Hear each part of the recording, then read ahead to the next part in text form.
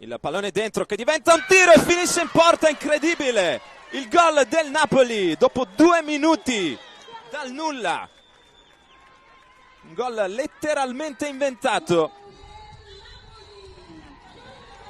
da parte di Deborah Novellino, che è andata a fare un gol incredibile, a saltare praticamente, a beffare Duran. Fa circolare il pallone il Sassuolo. Orsi sale, palla al piede, perde il possesso, lo recupera il Napoli. Martinovic non riesce ad accelerare, qui un rimpallo anche in dribbling, prova ad andarsene, il 9 lo prende e poi allarga sulla sinistra. Nocchi, le finte, la chiusura, ancora Sassuolo con Filgens, centralmente Missipo. Gallazzi, rientra Giordano, il pallone dentro l'area, Smolski prova la Brustia sulla destra, in profondità. La giocata di Fischer che se ne va, raddoppio, conclusione. Ci sono comunque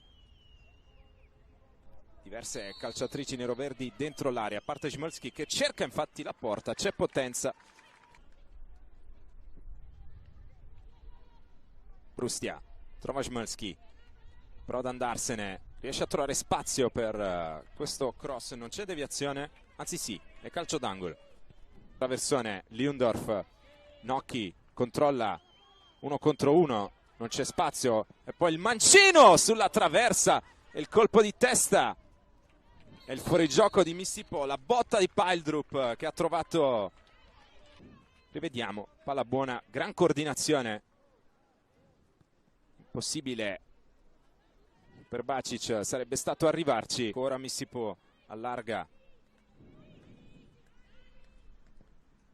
cerca un cross, attenzione alla deviazione, palla buona per Brustia che alza sopra la poi Gallazzi che non trova coordinazione per il tiro, ma il pallone è ancora giocabile. Filgens, fallo su Nocchi e cartellino giallo per Liundorf. Di Marino allontana Paldrup, quasi si addormenta, e brava Martinovic a guadagnare questa rimessa laterale, se la prende con se stessa, ma si becca anche il cartellino col sinistro. Pallone allontanato, Smolski di testa, Missipo dentro l'area, passa Missipo, attenzione, area piccola, deve uscire Filgens, traversone, il colpo di testa di Cleland, alto sopra la traversa, anzi non di Cleland ma di Girotto. Poi di Giammarino, Gelcic assorbe il pallone, Bellucci non riesce a liberarsene velocemente, poi ancora Gelcic a lottare, prova a sfondare in qualche modo, bene qui a subire anche il fallo da Fischer.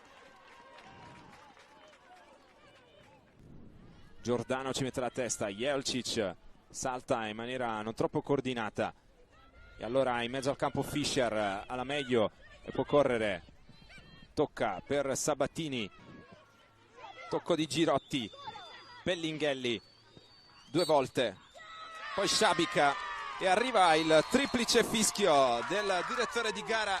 Napoli batte Sassuolo 1-0.